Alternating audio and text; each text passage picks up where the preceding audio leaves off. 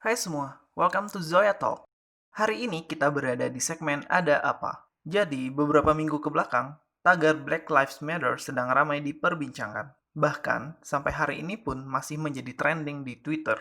Tagar Black Lives Matter yang berarti kehidupan atau nyawa orang kulit hitam itu penting, dilansir dari The Guardian, gerakan The Black Lives Matter atau disingkat sebagai BLM dimulai pada 2013 lalu oleh 3 orang, yaitu Alicia Garza, Patrice Cullors, dan juga Opal Tometi. Saat itu ada kasus bernuansa rasial atau rasisme, yakni pembunuhan remaja kulit hitam Amerika Serikat bernama Trayvon Martin oleh George Zimmerman.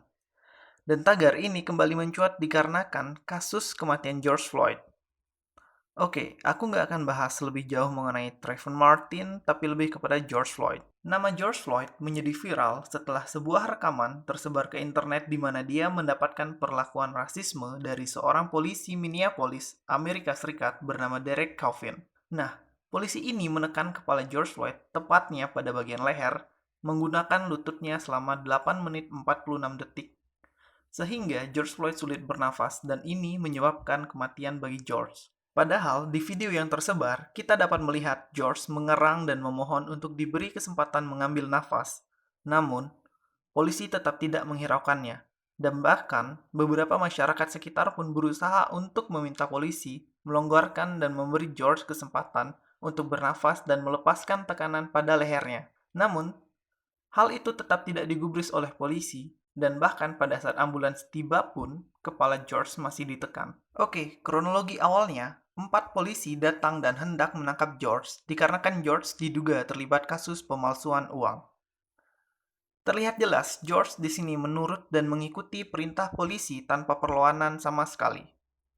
Namun, hal tak terduga terjadi dilakukan oleh salah satu polisi yang bernama Derek Chauvin dengan menekan leher George menggunakan lututnya.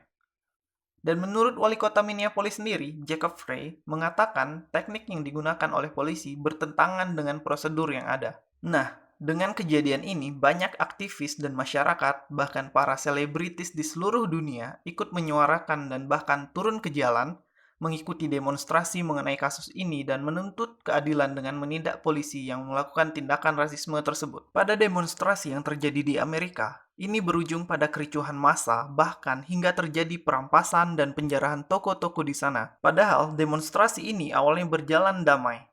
Nah, menurut aku nih, kericuhan ini terjadi karena beberapa oknum bertindak anarkis kepada polisi yang mengawal. Dan yang membuat lebih parah adalah sikap yang diambil oleh polisi terhadap anarkisme para demonstran.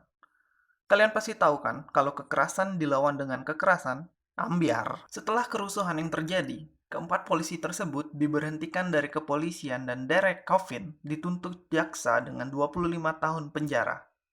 Nah, buat kalian nih, warga Indonesia tercinta, di sini kita harus membuka mata bahwa kesatuan itu penting. Kita bisa lihat Amerika dengan rasismenya, tapi kita juga harus ingat, Indonesia masih kental dengan SARA.